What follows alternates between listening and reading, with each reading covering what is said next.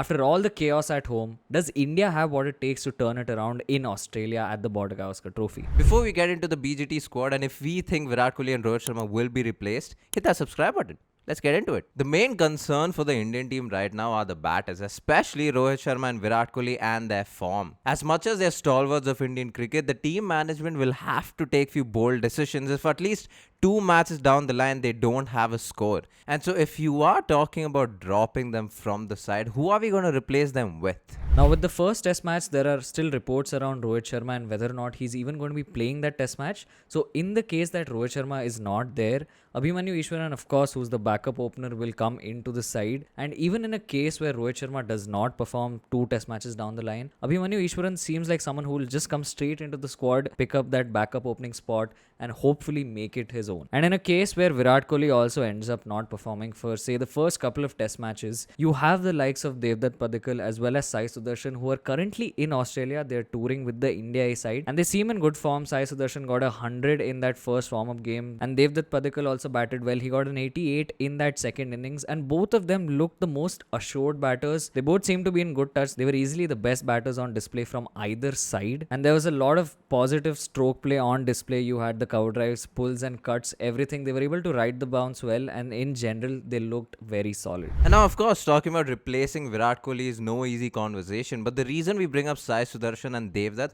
is because of their technique and because of the style of play they bat in. The likeliness of Devdutt and Sai Sudarshan doing well in Australia is quite a bit because of the technique, because of how they bat. They're predominantly back foot players. They don't like to commit to the front foot a lot. They don't have a big stride, and both of them like their pulls and the cuts, and it makes the conditions very, very friendly to them. Also, why in the first game you saw them being the best batters out there. And so if we were to talk about replacing Virat Kohli, these two guys will be up there in the conversation. We also know Devdutt played for India against England in India, and he also had that 50 in the one game that he played. We know that neither Devdutt nor Sai Sudarshan are in the squad at the moment, but the fact that they're in Australia means there is a good chance that at some point, if India were to drop someone, these guys could get called in. But there is someone convincing enough who can come into Virat Kohli's spot, and that's Dhruv Jurel. And yes, we do know the fact that Dhruv Jurel is the backup wicketkeeper for this team, but that does not discount the batting skills and the batting prowess he has, even the kind of technique that he has. Extremely compact, very confident in his defense. And coming to his first class stats, he's played 20 matches with an average of 46.73. He's been fairly consistent in the Ranji Trophy in the limited games that he has played. We do know that in the series against England as well, he scored 190 runs in 3 innings at an average of 63.33. Now he has got 1 half century, and apart from that, he also took India past the line in one of the test matches against England. That shows not only the kind of ability that he has, but also the temperament. That's something that will be more important in Australia. Of course, your technique is going to matter,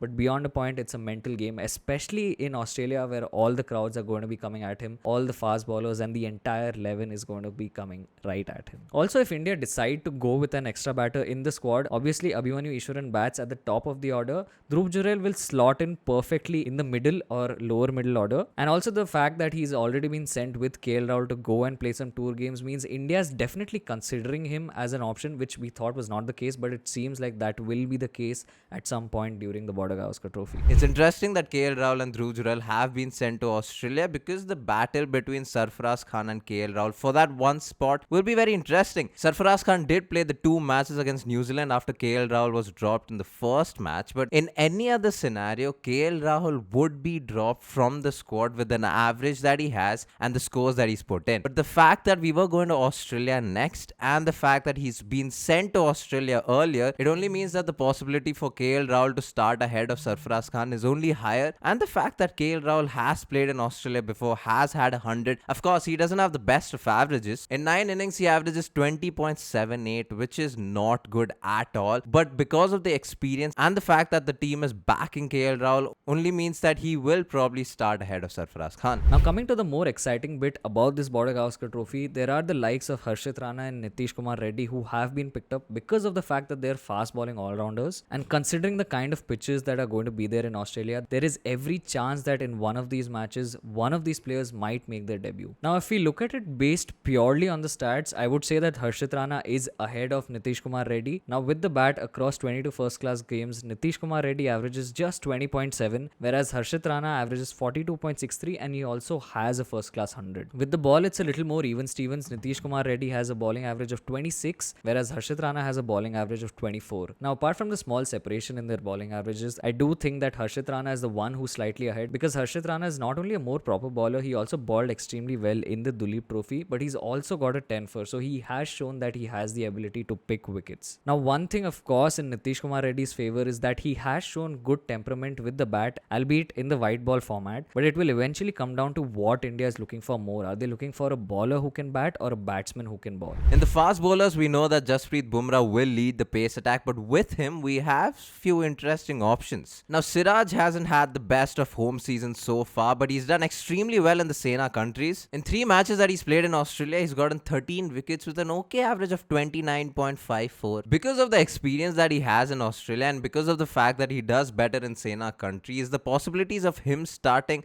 should be higher. For someone like Akashdeep, who's done really well in the home season, it won't be a surprise if he is too picked with Siraj and Bumrah. The other pace bowler in the squad is Prasidh Krishna. He did get 4 wickets in that first match against Australia A. It will be very unlike the Indian team to make a bold decision to drop Siraj from the first game and to pick someone like a Prasidh Krishna who's already in Australia. The combination of these fast bowlers will be very, very important to extract and use the conditions in India's favor. We have someone like a Bumrah already. We already know that Siraj does quite well in Sena countries. He bowls short of good length, which can purchase more bounce in pitches in Australia.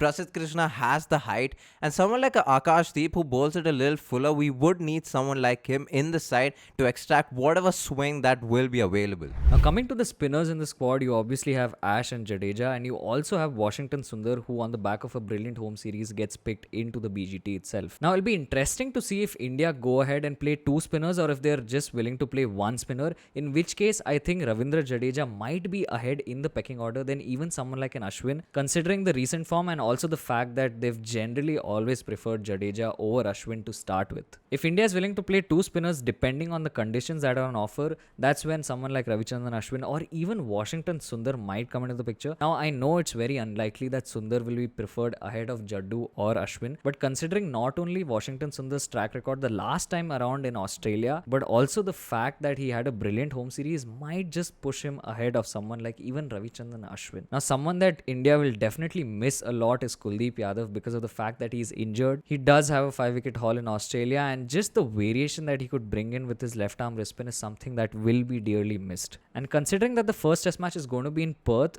it does aid the spinners. Nathan Lyon there has the highest number of wickets taken. He's got 27 wickets in just 4 test matches there. And so it'll be interesting to see if that is the one venue where India go ahead and start off with 2 spinners. Now, these are all ifs and buts, but we have a lot of positives going into Australia. Shubman Gill, who is the number 3 batter, he's played 6 innings in Australia, has 2 50s with an average of 51.8. He's got that forgotten all-important runs in Gabba. He scored 91, which helped India get over the line with Punt finishing off with 89 not out. Now, of course, Virat isn't in the best of forms, but considering the fact that we are going to Australia and considering the fact that he has success there, he's played 25 innings in Australia with an average of 54.08, and even in Perth, where we are going to start off our series, he scored 100 in that stadium. Now, a lot of people are talking about how going to Australia will just aid Rohit Sharma and Virat Kohli, but time will tell. But considering their forms and numbers, this series might either be their arc of redemption or the end for them. And if you're talking positives, there is no way that you can look beyond the vice captain, that's Jasprit Bumrah. He's played 7 test matches in Australia where he's got 32 wickets at a very impressive average of 21.25. Now, after India's debacle back at home, a lot of people will breathe a sigh of relief because of the fact that the Australian pitches are going to be fast and bouncy,